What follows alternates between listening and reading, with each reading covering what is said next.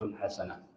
Teladan yang baik bagi orang yang beriman kepada Allah dan beriman kepada hari akhirat, dan orang yang berzikir kepada Allah dengan zikir yang banyak.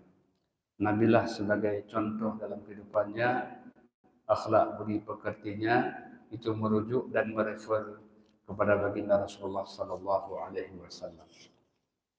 Tingkat-tingkat kesengsaraan. Jadi setelah kita bicara tentang kebahagiaan, ada tingkat-tingkat kesengsaraan. Tingkat yang pertama kemarin sudah kita bahas, rutbatul halikin. Tingkatan orang-orang yang binasa. Binasa dalam dunia dan binasa di yaumul mahsyar kelak. Yang kedua beliau sebutkan rutbatul mu'adzabin.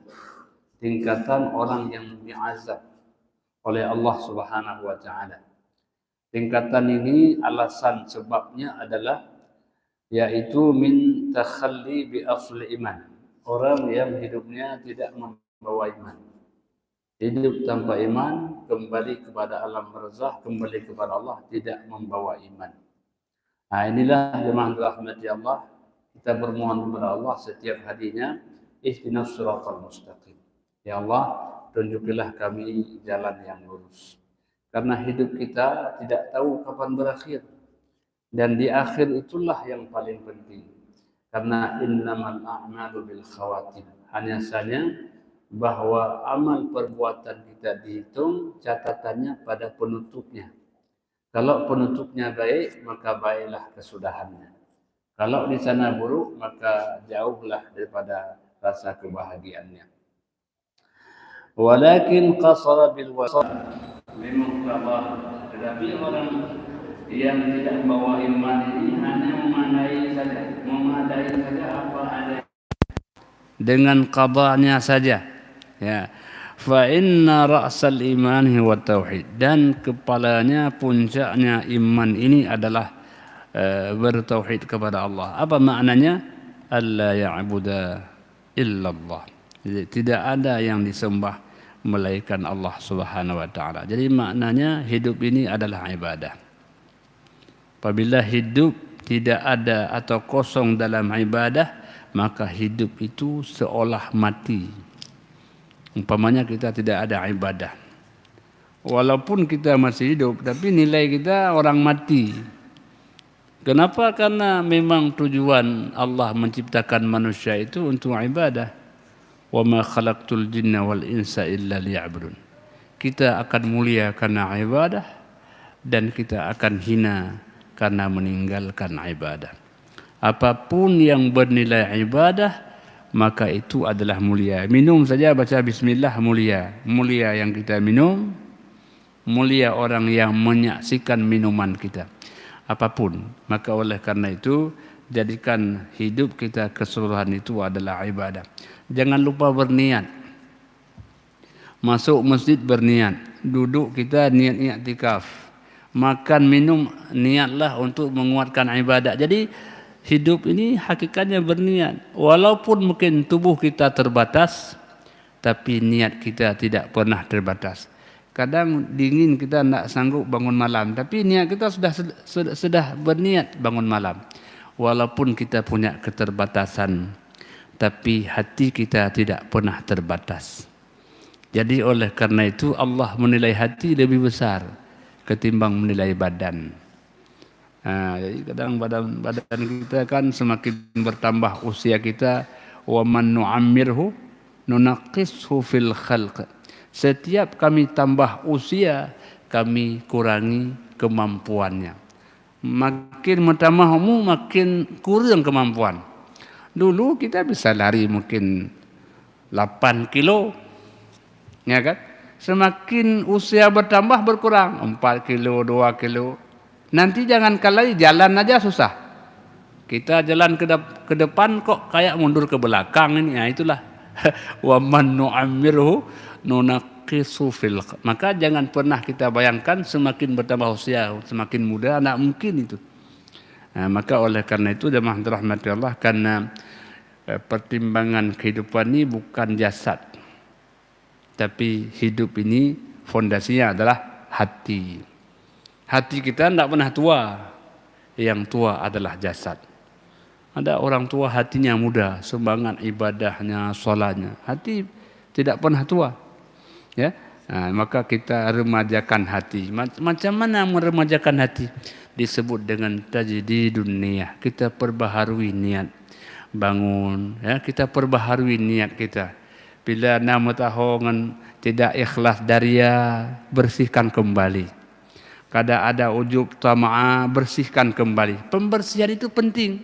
Mana filosofinya? Filosofinya adalah penguapan air ke langit. Apabila air sudah kotor mengalir itu, apa Allah jadikan? Allah uapkan air naik ke langit. Kenapa? Karena ketika diuapkan itu, kotoran akan tinggal di bumi dan air yang naik akan menjadi bersih kembali. Kalau begitu, begitulah jiwa kita. Setiap kali hati kita kotor, kita uapkan dengan istighfar. Astagfirullah. Itu penguapan, evaporasi, menguapkan. Maka oleh karena itu, air dari langit itu disebut dengan air mutlak. Apa makna air mutlak? Air bebas daripada kotoran, mutlak. Maka wanita kalau sudah dicerai disebut dengan talak, bebas dari ikatan. Inilah maknanya bahwa kalau kita ingin bersihkan hidup kita ini harus seperti air mutlak, bebaskan dari ikatan-ikatan kotoran yang ada dalam hati kita. Jadi Masya Allah, ini hati yang bening dalam bahasa Al-Quran disebut dengan qalbun salim. Jadi hati itu dibagi 3. Ada qalbun salim, ada qalbun marid, ada qalbun mayit. Apa makna qalbun mayit? Hati yang mati. Dia dengar Al-Quran, dia dengar kajian, tapi tidak akan pernah berubah hidupnya. Ini mayit namanya. Yang kedua, hati yang sakit. Siapa hati yang sakit? Orang yang ragu-ragu dalam ibadahnya. Ya, 3 ibadah nanti mulheuro hanadihli. Itu hati yang sakit. Ya. Kenapa? Allah, rasanya hendak ibadah kok sama saja ya. Ini dia hendak bisa menikmati ibadah itu. Dia bilang sama aja. Ini hati yang marid. Inilah yang kita obati. Kita suntik dia dengan amal ibadah, kita suntik dia dengan sedekah, kita suntik dia dengan al-bi'ah, lingkungan yang baik, melihat orang-orang yang saleh. Ini berubah. Kemudian yang paling tinggi adalah hati yang sehat, disebut dengan qalbun salim. Dalam Al-Quran disebut kata salim itu. Yauma la yanfa'u malu wa la banun illa man atallaha biqalbin salim. Hari kiamat, hari yang tidak akan pada manfaatnya anak dan harta, kecuali orang pada hari itu membawa hati yang salim, hati yang sehat, hana ku'eh ganyan, ikhlas hatinya, bersih jiwanya, lapang dadanya, sehingga dunia pun sehat. Karena menyeku'eh beruakai, darah hati.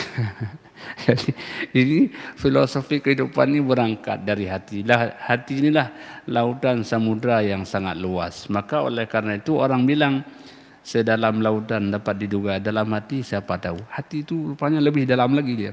Lebih dalam. Maka amal kalbi ini amal yang luar biasa. Amal yang luar biasa. Jamaah dirahmati Allah Subhanahu wa taala. Jadi itu substansi kehidupan, la ya'budu illallah. Tidak ada ibadah sembahannya semata-mata kecuali kepada Allah Subhanahu wa taala. Wa man ittaba'a hawahu faqad ittakhadha ilahahu hawa. Orang yang ikut hawa nafsu, ia sudah menuhankan hawa nafsunya. Ketika ada panggilan Tuhan dengan panggilan hantu, ya, hayya 'alas shalah, itu kan panggilan Tuhan ya. Kita dipanggil ini makan yuk. Itu dipanggil kita. Maka kita berada pada persimpangan jalan. Di sanalah Allah menguji kita. Maka jemaah dirahmati Allah Subhanahu wa taala. Inilah kata Imam Al-Ghazali, fahuwa muwahhidun bilisanihi. Orang yang beriman ini dia mentauhidkan dengan bahasa lisannya. La bil haqiqati bal makna qauluka la ilaha illallah. Ketika kita mengucapkan la ilaha illallah, maka itu sejalan dengan maknanya qulillahu dzarhum fi khawdihim yal'abun.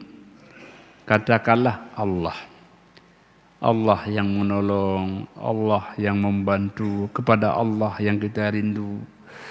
Ya, tetapi dzarhum, kalau enggak mau bagaimana? Biarkanlah mereka. Ya, kalau enggak mau, fi khawdihim yal'abun, mereka akan berenang di dalam kesesatannya. Jadi oleh karena itu jamaah kita ajak orang tidak mesti terajak. Ya, kita mengajak ini kan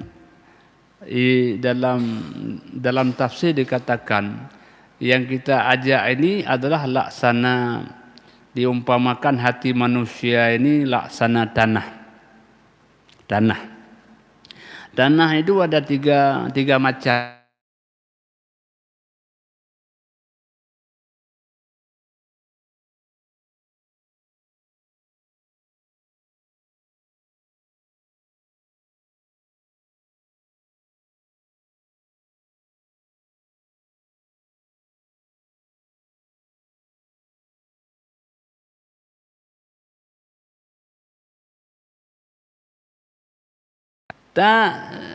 Hati yang seperti tanah yang cembung, ya, ketika air turun dari hujan, air hidayah, dia tidak akan menampung, air akan terus mengalir, tidak akan menampung sama sekali. Itu hati model pertama. Dia dengar Al-Quran, dia tahu, tapi dia adalah hati yang cembung. Itulah air yang turun tapi tak ada manfaat. Bukan tidak ada air, ada wahyu sudah ada, Al-Quran terbaca, hadis terdengar, kisah-kisah pun dia mendengarkannya, ada air itu. Tapi air yang turun di atas tempat yang cembung, tak akan ada manfaatnya. Yang kedua, hati yang kedua apa? Hati seperti tempat yang keras cekung. Waktu air turun, maka air yang datang akan dia simpan. Tapi dia tak menyerap. Dia hanya menjadi menampung air. Sehingga manusia kalau datang, ada air ya, ada hidayah ya, boleh bagi-bagi dong. Silahkan Pak, bagi-bagi. Jadi Bapak, saya enggak. Saya nampung saja. Dia tahu ilmu pengetahuan, dia tahu fadilah, dia bisa menjelaskan, tapi dia tak bisa mengamalkan. Kenapa? Saya nampung aja Pak, biar Bapak aja yang mahal temaya, nejak aja roh, lon bahiku dong. Ya, pokoknya temayangnya God Pak. Jadi ini air yang seperti tempat yang cekung. Ayo Pak, silakan. Salat tu fadilahnya luar biasa. Mau Pak? Enggak. Saya enggak apa-apa, Bapak saja. Nanti doang ke saya ya. Nah, itu air yang cekung. Yang ketiga apa? Itu tanah yang lembur. Apa itu? Ketika air ada, maka dia akan menyerap. Setelah dia serap bagaimana? Yang lebih itu maka akan tumpah ke atas dan bisa diminum oleh manusia. Inilah orang-orang yang beriman itu, dia tampung air, dia serap, dia pahami, dia amalkan, kemudian dia sebarkan dan tebarkan kepada manusia. Inilah model hati manusia ketika dia menerima hidayah Allah Subhanahu wa ta'ala. Maka orang yang paling baik bukan hanya banyak airnya, tapi banyak serapannya. Ya, dia banyak serap, ya, serap. Air hujan dia serap, air mata air dia serap, dia banyak menyerap. Itu yang baik. Ya, jadi jemaah rahmati Allah Subhanahu wa ta'ala, itulah hati manusia itu luar biasa. Ya, makanya jemaah rahmati Allah, walaupun semua makhluk ada hati, kan ayam juga ada hati kan. Nah, kalau kita makan, Pak, hati mana? Oh, ada hati kan? Ada. Lembu ada juga. Hati lembu enak tuh pokoknya, enak. Tapi Allah tidak fungsikan. Fungsionalnya tidak ada. Tapi hati manusia itu difungsikan oleh Allah. Dengan hati kita menangis, dengan hati kita ketawa, dengan hati kita bahagia, dengan hati pula kita sengsara. Mawaddah warahmah itu di mana letaknya itu? Apa di kepala? Nah, di kaki? Nah, apalagi asam urat ini susah lagi. Nah, dia di hati. Mawaddah warahmah itu di hati, sakinah, tidak di lain, di hati. Nah, jadi oleh karena itu memungsikan hati. Hati berfungsi, tapi tidak mau semua orang memungsikannya.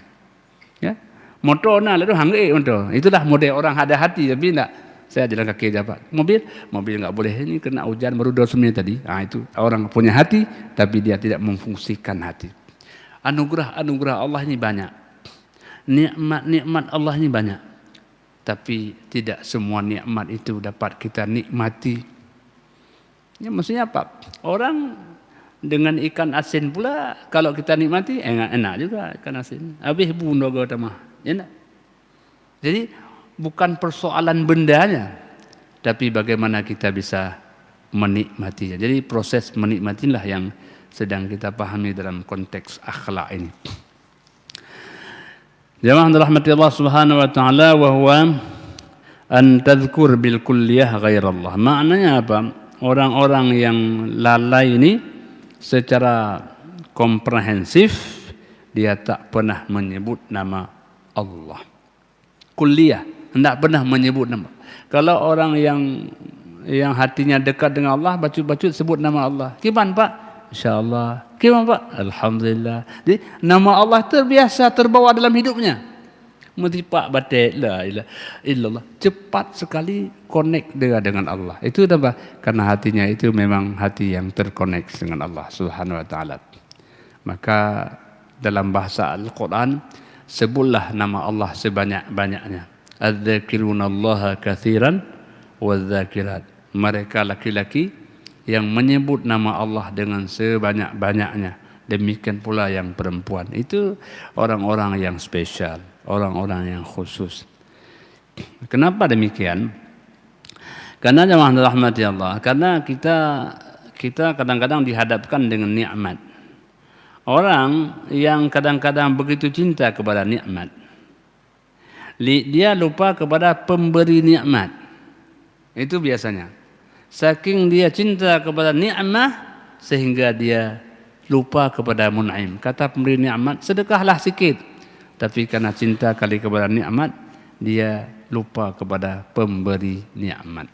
Inilah persoalannya, maka Allah hendak menghantarkan kepada kita, hendak boleh lupa kepada pemberi nikmat itu.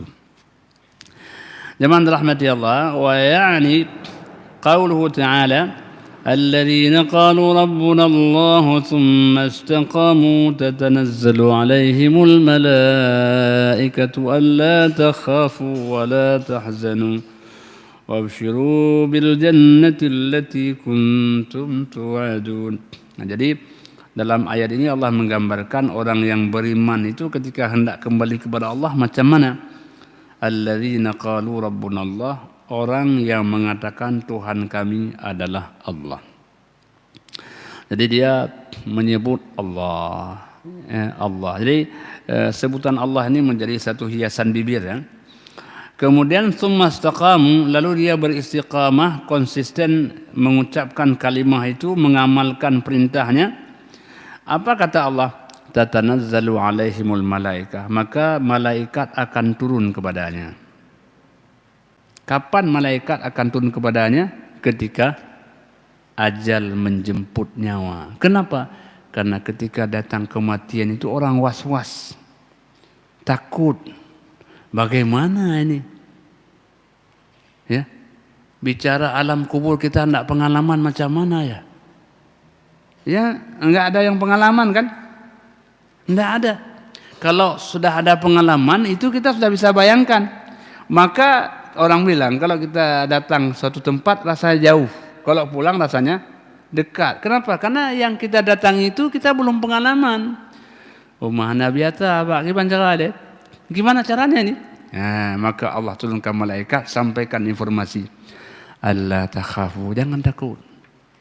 Jangan takut. Enggak apa-apa. Itu memang kelihatan sempit tapi luas. Luasnya sejauh mata memandang. Rumahnya siap.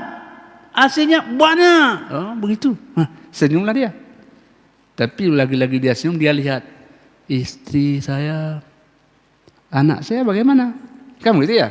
Nah, Allah bilang wala tahzanu, anakmu jangan bersedih.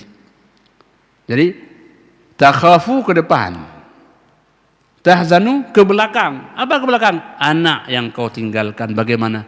Kata Allah, anakmu ada yang jaga nanti. Istri saya sudah ada yang nunggu tuh, nggak usah khawatir. Allah tahzanu. Nah, jadi itu. Wa abshiru bil jannati allati kuntum tu'adun. Bergembiralah engkau, Allah sudah menjanjikan surga. Jadi jemaah rahmati Allah, inilah beberapa ya sifat orang-orang yang beriman. Wa lima kana as-siratal mustaqim alladzi la yakmul at-tauhid illa bil istiqamah. Maksudnya as-sirat mustaqim, jalan yang lurus, al-Islam, itu dia tidak akan sempurna. Macam mana bisa sempurna? Illa bil istiqamah alaihi, kecuali dengan konsisten. Jadi apapun yang kita kerjakan belum sempurna kalau kita enggak konsisten. Kapan kita bisa menikmati nikmat salat? Kalau sudah istiqamah. Kapan kita nikmati nikmat tahajud? Kalau tiap malam walau 2 rakaat. Jadi ketika kita kerjakan berulang-ulang, maka kita akan memperoleh nikmat. Dalam bahasa agama itulah yang disebut dengan hikmah. Hikmah apa? Ada rasa sesuatu karena lama kita praktekkan. Maka ada satu orang alim mengatakan, saya ini salat tahajud 20 tahun. Susah saya, payah bangunnya, susah saya. Tapi baru saya nikmati tahajud itu 20 tahun yang akan datang. 20 tahun pertama itu adalah masa pendidikan, 20 tahun kedua adalah masa untuk meraih buahnya. Jadi oleh karena itu nikmat itu setelah kita berulang-ulang kita nikmati. Saya dahulu kalau minum kopi pahit tidak suka saya. Tidak suka. Tapi karena istri saya itu senang kopi pahit, saya coba menyukainya biar ia suka sama saya juga. Tapi ternyata sudah berulang-ulang, rupanya enak juga. Walaupun pahit rasanya, tapi nikmat bawaannya. Ini ternyata ketika kita ulang-ulang akan terasa nikmat. Nah, baru dapat hikmah itu setelah kita kerjakan berulang-ulang. Maka kalau tahajud tidak enak, malam ini tambah malam besok. Tidak enak juga, tambah malam lusa. Terus kita tambah-tambah, nanti pada ujungnya kita akan mengatakan, oh nikmatnya salat tahajud. Itu. Jadi jemaah rahmatullah, itulah makna istiqamah. Istiqamah. Jadi as-siratal mustaqim, sirat yang istiqamah. Jalan yang konsisten. Jemaah rahmatullah, wala yanfaku bi syarrin an mailin al-istiqamah. Wala yanfaku bashar an mailin al-istiqamah walau amrun yasir. Jadi janganlah satu manusia ini dia meninggalkan istiqamah. Walaupun pada hal-hal yang kecil. Misalnya apa? Sedekah 1000. Kecil 1000, kecil. Tapi walau 1000 jangan tinggalkan. Pokoknya subuh 1000. Subuh 1000. Udah datang bapak 1000. Kita juga dibilang bapak 1000 karena sedekah 1000. 1000. Akhirnya kita menjadi orang yang istiqamah. Pokoknya datang 1000. Bayangkan 1000. Kalau ada hidup 60 tahun berapa itu? Nah inilah. Kita tidak pernah melihat. Ya, Allah tidak melihat angkanya. Allah melihat istiqamahnya. Allah tidak lihat 2 rakaat tahajud. Tapi Allah lihat istiqamah dia bertahajud. Salat witir 1 rakaat. Tapi dia sepanjang hidup witir terus. Dia adalah witir 1 rakaat. Masuk surga karena witir 1 rakaat. Saya baca satu kisah. Kisah ini ada orang yang bermimpi. Dalam mimpinya dia bertemu dengan Imam Al-Ghazali. Bertemu Imam Ghazali ini dalam kuburnya terlihat indah, nikmat, apa kan begitu. Orang mimpi ini bilang, memang Pak Imam iyalah orang ilmunya banyak, kitab banyak dibaca, patutlah.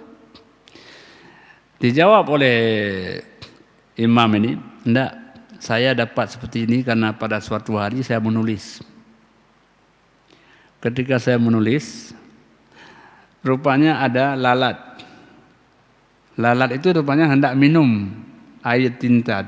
Tinta akan dicelup dulu, dicelup. Saya tahu dia haus.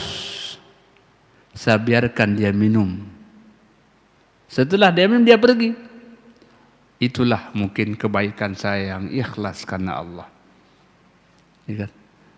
Jadi mungkin kita punya pohon, entah pohon sawo atau apapun, dia dimakan oleh binatang. Ikhlas sekali kita, sudahlah biar dimakan.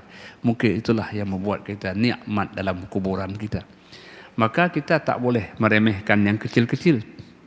Ya, yang kecil-kecil istiqamah. Mungkin itu yang paling ikhlas kita kerjakan. Jemaah rahmati Allah Subhanahu wa taala, dahulu kalau di kampung orang kalau sukat beras untuk masak, apa dia kerjakan? Diambil satu genggam. Wate kena tagun bu, ya kan, misalnya leboh mo 3 mut ya. Dia ambil segenggam taruh. Setiap kali dia memasak dia taruh. 1 bulan sudah ada 1 karung. Dia kasih sedekah. Apa maknanya? Dia setiap kali makan, dia selalu bergabung dengan orang lain yang dia sedekahkan. Mungkin kita enggak sempat dapat mengundang orang makan bersama, kan begitu. Tapi 1 mut tadi, 1 genggam tadilah kebersamaan kita dengan orang lain. Maka oleh karena itu, nikmatlah dunia ini jangan sendirian. Nikmati dunia ini bersama-sama. Nah, kalau makan-makan jangan lupa undang. Saya insya Allah hadir. Kenapa kita undang? Saya bilang, ya saya kalau makan mau masih sama-sama. Jadi oleh karena itu jemaah rahmati Allah, ada bahasa Imam Ghazali, itu makanlah dengan banyak tangan. Apa maksudnya? Makanlah, ikutkan orang lain untuk menikmati dunia kita. Kalau ada mobil, kasih naiklah orang sekali-kali biar ya bisa menikmati apa yang kita miliki. Itulah kebahagiaan hal-hal yang kecil yang diperintahkan untuk istiqamah. Idz la yakhlu an tiba'il hawa walau fi fi'lin qalil. Karena setiap yang kecil apapun itu kita tidak lepas daripada ikuti hawa nafsu. Ya kan? Walaupun yang kecil-kecil, dia tak lepas daripada hawa nafsu kita. Walidzalika qadihun fi kamal tauhid yuqaddir mailahu an siratal mustaqim. Makanya nilai ketauhidan kita ini sejauh mana istiqamah kita. Istiqamah kita. Kita datang ke masjid itu ada enggak nilai keyakinan kepada Allah? Ada apa? Saya kalau enggak keyakinan kepada Allah, salat di rumah aja. Tapi karena Allah dan Rasulnya mengatakan salatnya besar, saya datang. Nah itu jadi dorongan Allahnya. Jadi jemaah rahmati Allah Subhanahu wa taala, dorongan itulah yang dalam kisah itu ada suatu hari seorang penjual pakaian, penjual kain.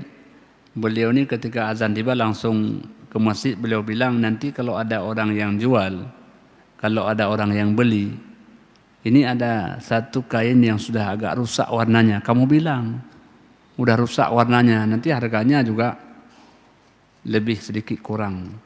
Jadi kalau yang lain 300 dirham mungkin ya 150 lah. Jadi kemudian ketika beliau ke masjid, datanglah orang musafir, karena buru-buru, diambil terus, berapa Pak? 300 dirham, dia bayar pergi terus. Ketika beliau pulang masjid tanya, yang kain sini mana nih? Udah laku Pak. Berapa lakunya? 300. Nah 300, kan sudah kebilang jangan, itu 150. Nah, kalau sebagian senang kan, alhamdulillah kamu pintar kan. Tapi beliau enggak susah. Kenapa salah jual tuh? Itu kan sudah bilang rusak dia. Bukan. Mana orangnya? Enggak tahu lagi Pak, udah pergi orang itu musafir Pak. Coba kamu cek ke mana? Rupanya orang ini menuju ke Syam. Maka beliau zaman itu dia beli binatang kendaraan kencang, kuda. Untuk apa? Untuk mengejar orang beli tadi. Nah, kira-kira kalau kita penjual kira-kira begitu nah ya. Mesti orang kata Jakarta, pesawat ya mesti orangnya. Kira-kira kayak mana itu? Beliau sudah jauh kerja sekian itu, sekian jam, sekian waktu, sekian puluhan kilo baru dapat. Bapak yang ini ya, siapa yang pernah beli barang di tempat saya? Saya, Pak. Kenapa, Pak? Apa kurang? Bukan kurang. Tadi anak buah saya salah jual. Ya, jadi ya maksudnya Bapak beli 300 dirham ya? Iya. Itu enggak sampai, Pak. 150 dirham, Pak. Kenapa sampai Bapak mengejar saya? Kan itu untung, Bapak. Apa yang mendorong Bapak itu untuk mengejar saya, untuk mengatakan bahwa saya beli mahal? Karena Nabi saya yang merintahkan itu. Orang ini berkesan, dia bayar sebanyak-banyaknya kepada orang ini. Dia bilang kepada kelompok rombongannya, saya enggak jadi pulang. Kenapa? Saya akan ikut Bapak ini. Saya akan bersamanya. Baliklah orang ini ke tempat pedagang tadi. Menjadi orang yang insaf, menjadi orang yang taat. Inilah jemaah dirahmati Allah. Hal yang kecil. Yang kecil. Karena oleh karena itu kalau kita penjual, ya, itu pakai teori ini. Tidak akan rugi kita. Kita justru lebih banyak laba. Dia bayar bukan lagi harga barang ini, entah harga apa mungkin dia bayar. Karena senang dia, Masya Allah, sekian kilo Bapak kerja saya hanya untuk mengatakan barangnya kurang, Pak. Bapak sudah lebih bayar. Maka sampai beliau enggak jadi pulang ke kampungnya, malah balik bersama Bapak ini. Melihat bagaimana indah akhlak orang ini. Jadi jemaah rahmatullah, janganlah kita meremehkan yang kecil. Meremehkan yang kecil. Mungkin kalau ada sampah, ya, sampah itu kita masukkan dalam kantong, ya. Kanjit tak boh juga tapi masukkan kantong. Itu orang akan menarik. Pak, apakah ni boh juga? Hana urang kau nan? Kita bilang ya, tapi Allah akan lihat saya. Itu pasti menarik orang. Itulah yang namanya tauhid, hidup bersamanya. Menyahankan bro tadi aja. Ya nah. Kenapa? Karena kita tidak membawa keyakinan kepada Allah. Itu orang jatuh anaknya ke sekolah bagaimana? Kan enggak itu. Nah, maka oleh karena hiduplah kita, hiduplah bersama Allah, hadirlah Allah dalam hidup kita. Kalau manusia mungkin mereka tak melihat kita, tapi pencipta manusia pasti melihat apa yang tidak dilihat oleh manusia. Kenapa kita lebih khawatir kepada manusia ketimbang kepada pencipta manusia? Ini kan ini yang membuat menarik. Jadi oleh karena itu hidup ini sederhana, merasa muraqabatullah, merasa kita diawasi oleh Allah, ada CCTV. Apa maknanya? Kalau ada CCTV kan ngomong kita atur, ya enggak? Bahasa kita sesuaikan, langkah. Kenapa? Karena Allah akan memberikan penilaian kepada kita. Selesai kita dunia ini, langsung ada nilai. Kamu A+, alhamdulillah. Kok bisa ya? Karena selama kamu direkam kok bagus ucapannya, baik tingkah lakunya, Masya Allah. Kita pun ketika kita buka laporan tuh ya, rapor kita senang ya kan? Pak, ini ke rapor ya? Ya enggak? Senang ya? Makanya hari kiamat kelak nanti, orang-orang yang mengambil rapornya dengan tangan kanan, dia panggil teman, tapi orang-orang yang dengan tangan kiri, alah jangan lihat punya orang, kan begitu ya. Kenapa? Karena malu dia, malu ya kan, malu. Bandung, nilai D. Inilah kira-kira filosofinya seperti itu. Maka oleh karena itu jemaah rahmati Allah, inilah orang-orang yang baik di hadapan Allah Subhanahu wa taala. فلذلك يقتضي لا محالة نقصانا في درجات القرب. Maka Karena kita tidak istiqamah. Ya.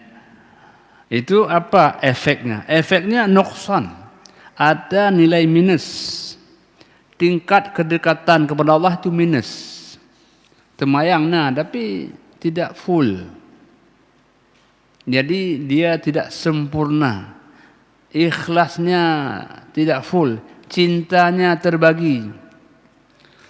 Apakah nanti bayang Pak? Hai, yang pertama karena Allah, yang kedua hana mangat ngemak tuan lun. Nah itu, jadi terbagi, terbagi. Yang pertama karena Allah, yang kedua karena mak tuan, hana mangatnya mak tuan pi hana. Ya, jadi itu.